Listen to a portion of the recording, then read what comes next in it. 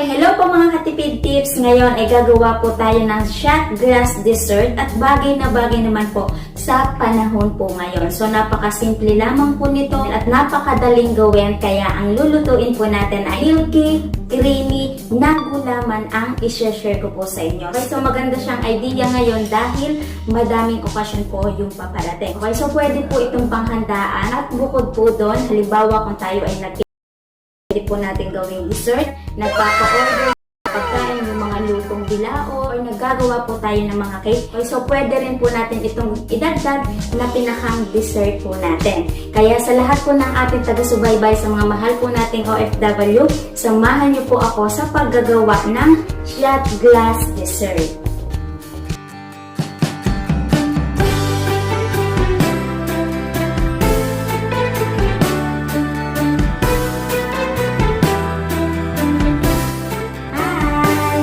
Siyempre, magluluto na po tayo ng ating milky creamy na gulaman. So, napakasimple lamang po nito. So, ilagay na natin ang 4 cups ng tubig. At isunod na din po natin ang white gulaman. So, wala po itong flavor. At kahit ano pong brand, pwede po natin gamitin. Haluin. At kapag nahalo na po natin, pwede na po natin buhayin yung apoy po natin. Yung ibang ingredients, mamaya na po natin ilalagay kapag malapit na pong kumulo. Pero optional lamang po iyon kasi pwede po natin pagsamasamahin na tapos lutuin na po natin. Okay, so depende na po sa atin kung saan po tayo nadadalian. Pag malapit na siyang mag-simmer, maglalagay na tayo ng isang lata ng evap, isang lata ng condense. So, saidin lamang natin ng ayos lahat ng gagamitin nating ingredients para lasang-lasa sa gulaman po natin. After, maglalagay na tayo ng 1 pack ng all-purpose cream. Ayan yung magpapakreamy ng ating gulaman. Okay, so sa magtatanong Ate Tipid Tips, pwede ba siyang walang all-purpose cream dahil kapos po sa budget? So, pwede nyo na pong tanggalin yon at yung gulaman po natin, lasang milk pa rin po yon. Okay, so nailagay na natin lahat yung ingredients. Ngayon, tuloy lamang po tayo sa paghalo hanggang sa mag-simmer po ulit. Kulay at hitsura pa lamang mukhang creamy na talaga siya. Tapos, habang niluluto, maaamoy nyo din. Okay, so after 10 minutes, okay na po ang ating creamy gulaman at hindi ko na siya iniintay na kulong-kulo. So, pinasisimmer ko lamang siya, tapos okay na po yon. Okay, so patayin na po natin ang apoy. Okay, so gagamit po tayo ng ganitong basong maliit. So hindi po ito babasagin, mukhang babasagin lamang. Pero ang pinakang ano niya, acrylic. At ito po ay na-order ko online. Gagamit po tayo ng pichel para mas madali nating isalin. At gagamit po tayo ng salaan para yun mo sa ibabaw gilid, hindi na po siya makasama. Para yung gulaman po natin ay pinong-pino. Okay?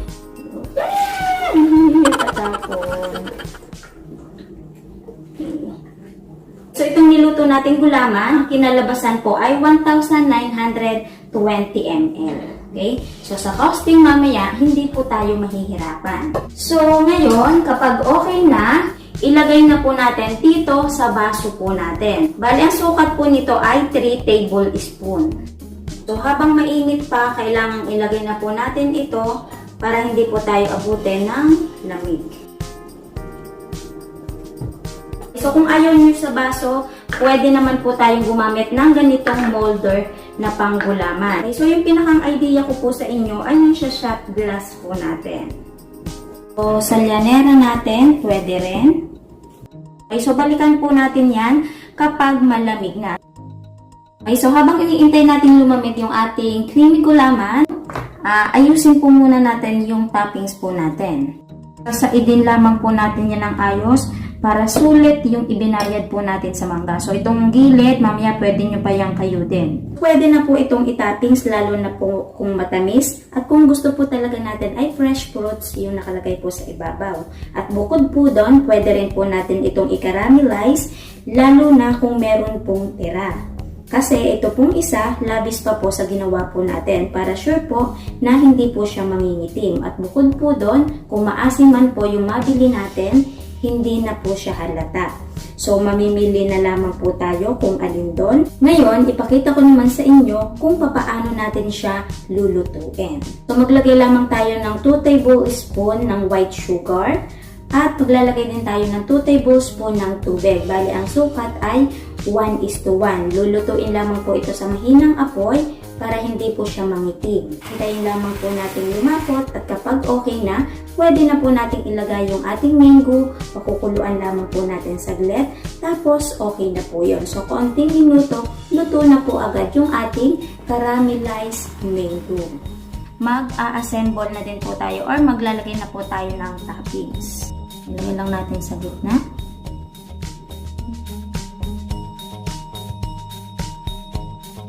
So, ito mga ating kasoy, pwedeng i-crack nyo pa siya ng mas maliit para mas madami siyang tingnan.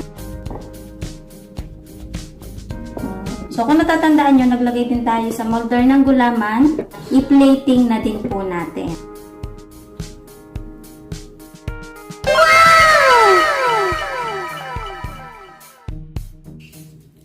Ay! Ano ba yan? Kakamayin ko na siya. Malinis na kumainat. Okay, so ito yung gusto ko mga katipid tips sa gulaman natin. Yung makikita mo talaga na hindi siya matigas, hindi siya ganun kalambot. Kasi kung makikita nyo naman, hindi po nasira yung gulaman po natin. Kahit sinundot-sundot po natin yan sa gilid. At lagyan na po natin ng toppings.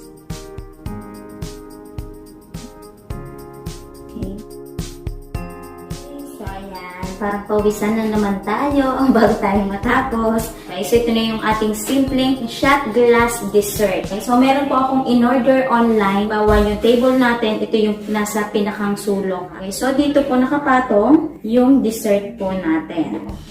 Diba? Ang gandang tingnan. So, ang bagay din pong kutsara dyan, mas maganda itong plastic spoon kasi magkakulay sila.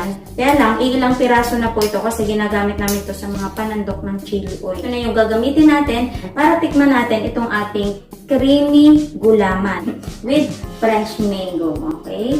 So, ito na po yun. Napakasimple lang pero napakaganda niyang tingnan. Okay, so, unahin natin yung pinakang gulaman. Okay?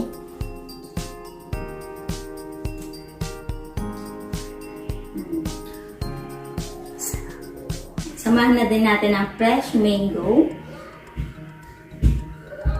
Okay, so itong pinakang toppings natin na mango, pwedeng haluan nyo ng peach at mas masarap din siya mga katipid tips. So mango lang yung itinappings natin para hindi ganong kamahalan yung pinakang puhunan po natin. Pero yung ganitong style, masarap na din siya mga katipid tips. Okay? Kahit anong toppings pwede po natin gamitin. Pwedeng chocolate lang, pwede rin po tayong gumamit dito ng strawberry, pwedeng mga berries, so depende na po sa atin. Kapiraso na lang to at i-shot na natin.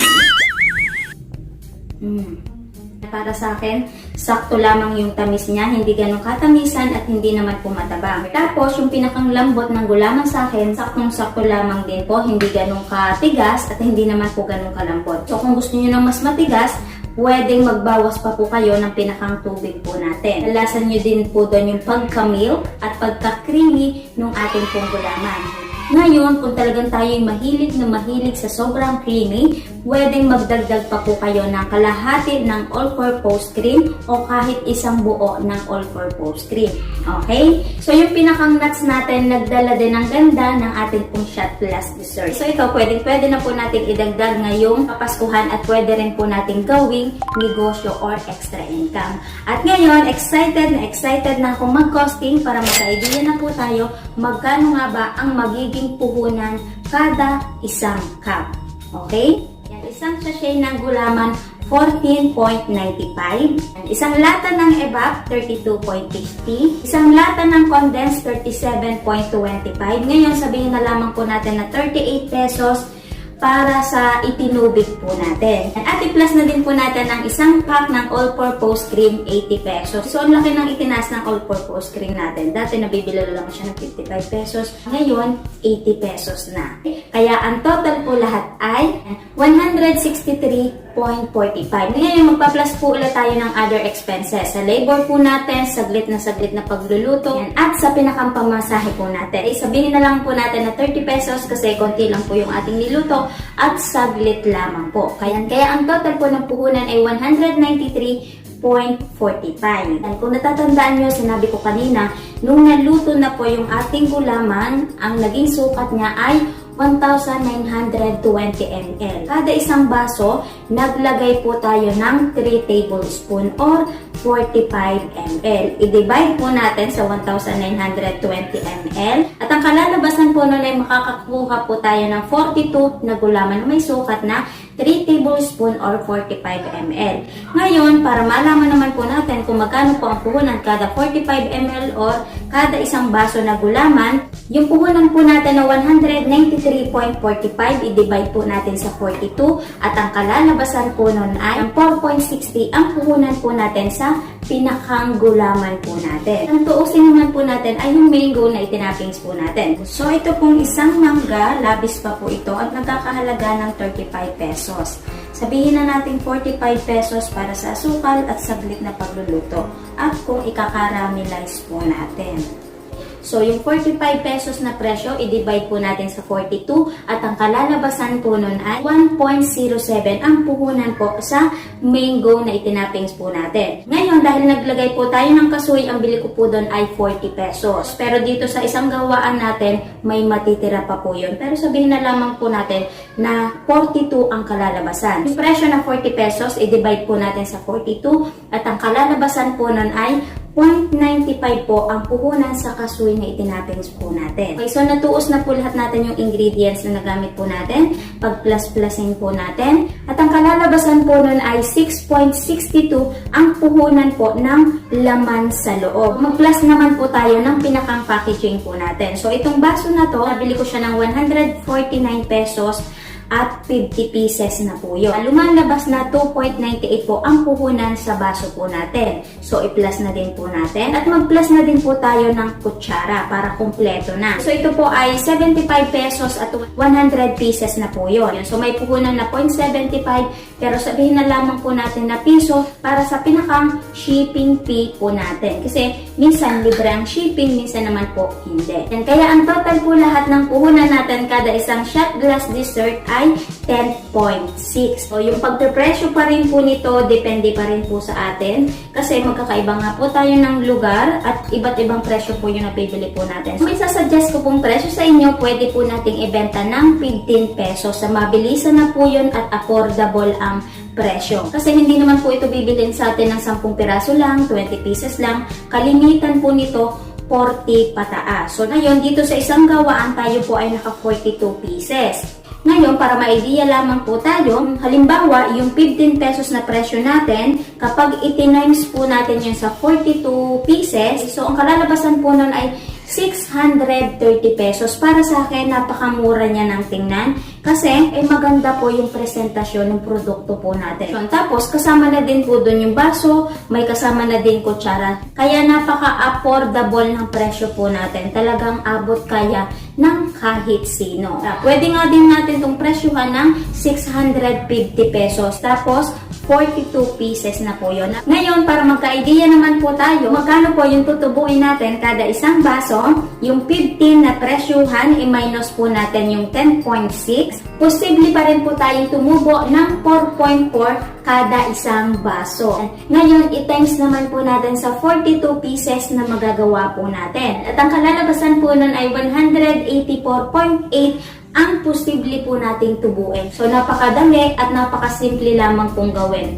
Kung talagang passion po natin yung pagluluto, hindi po tayo makakaramdam ng pagod dito kasi bagkos matutuwa pa tayo kapag tapos na natin. Para bang tanggal yung pagod nyo dito kasi napakaganda niya mga katipid tips. Para may idea lamang po tayo kung araw-araw nakakapagpa-order tayo nito. Sa loob po ng isang buwan, posible na po tayong tumubo ng 5,544 pesos. Yan ngayon, talagang nagustuhan natin gawing extra income yan kapag nadodoble na po natin. Ang posible na po tayong tumubo ng 11,088 pesos. Tubong-tubo na lamang po yun at kaltas na po doon yung mga expenses po natin. So dito, basta maging consistent lamang tayo, hindi po imposible na kumita po tayo sa gulaman. Merong nag-request ng shot glass dessert. Okay na ba sa'yo to o dadagdagan pa natin? Okay? So, kapag napanood mo to, yan, sana nagustuhan mo at nakadagdag ako ng idea sa'yo sa shot glass dessert po natin. Sana meron po akong naidagdag na idea po sa inyo pong lahat, lalo na po ngayong Kapaskuhan. So, huwag nyo na din pong kalimutang i-like at i-share yung video po natin kasi meron talaga tayong mga kaibigan, mga friends sa FB na naghahanap talaga po ng extra income na tutugma po sa gusto po nila. Kasi lahat naman po ng sinashare ko sa inyo, sa iba naman po hindi tugma, sa iba naman po ay tugmang-tugma. Okay? So, bago po matapos ang video na ito, maraming salamat sa inyong lahat mga katipid tips at advance Merry Christmas po. Okay? Bye!